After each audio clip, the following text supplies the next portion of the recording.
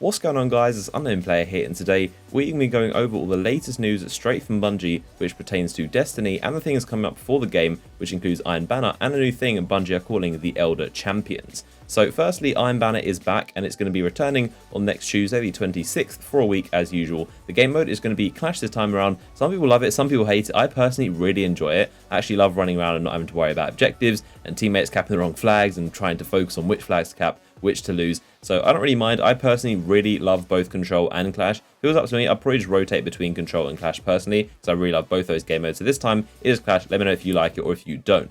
So we're going to take a look at Lord Saladin's inventory in a sec and the loot up for grabs in this Iron Banner. But first, Bungie have made some changes to Iron Banner, the loot, the rank up system and bounties and stuff like that, which I'll take a look at real quick. So firstly, Iron Banner gear is now going to be dropping instead of legendary engrams. Of course, before it was the same as Crucible. At the end of loot screens, you had a chance to get legendary engrams, but now at the end of any Iron Banner match, instead of getting a random legendary engram, which could drop you anything, you're going to get an Iron Banner piece of gear. So you basically have a higher chance of getting some actual Iron Banner loot instead of some random stuff that you can get from normal Crucible. Now, they've also done some changes to the gear drops and the ranking system. No longer do you have to be at least rank 2 to start getting things to drop for you. That's going to start dropping at rank 0 because they figured that you actually spend more time in the lower ranks, so you might as well be able to get gear. So once again, it means more loot drops in general.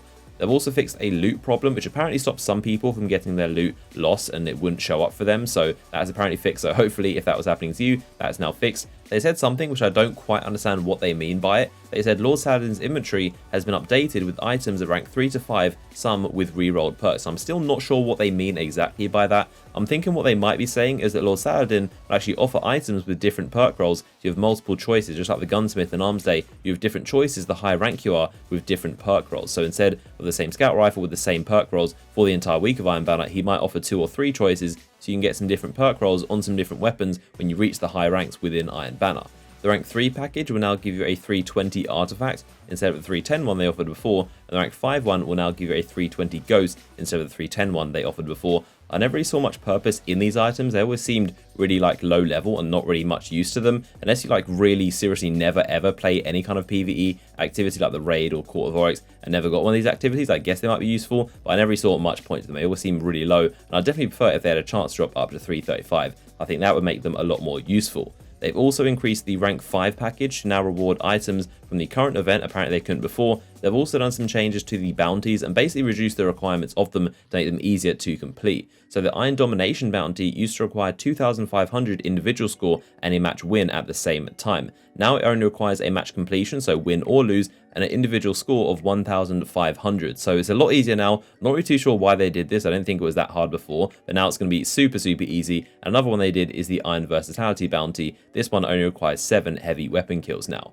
They've also fixed an issue where players below rank 5 could roll a reward they were ineligible for, resulting in no reward being given. Not sure what that's about, but apparently it's been fixed, which is good to know. And they've also fixed an issue where the Iron Banner ship was missing a part of its frame. I think this is really funny because it always used to be broken. It's this ship that you can see right here, which actual name is the Birth of History, but everyone just calls it the Space Bus because it pretty much looks like there's 2 buses strapped to either side of it. This is a very iconic looking ship and one of the most rare ones in the game. I think for all of year 1, this was the main ship you could get from Iron Banner. It was incredibly rare, probably one of the most rare items in Destiny in terms of drop rates. And another thing that made it really cool is that the middle part was just missing, which was just a random bug. No idea why it was like that. Nobody really knew what was the deal with it. But it was always a really funny thing about the Space Bus is it always had the missing part. But I guess that has now been fixed, so that is now looking like a normal ship.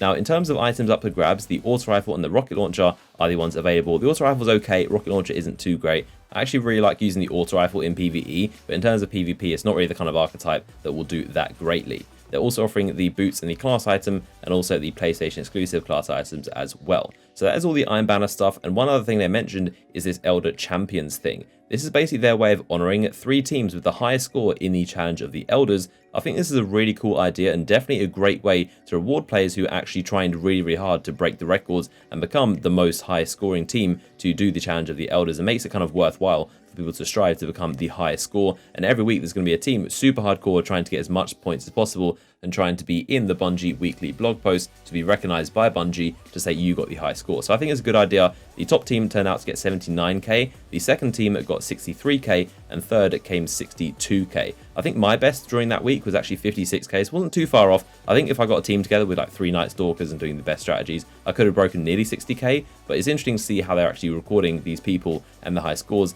And something else really funny is that they said the total score of everyone who's completed a challenge of the Elders totaled up to 110 billion points. 110 billion points total was achieved in the challenge of the Elders in just that 1 week, which is pretty insane and goes to show how many people were actually competing and the points they actually generated.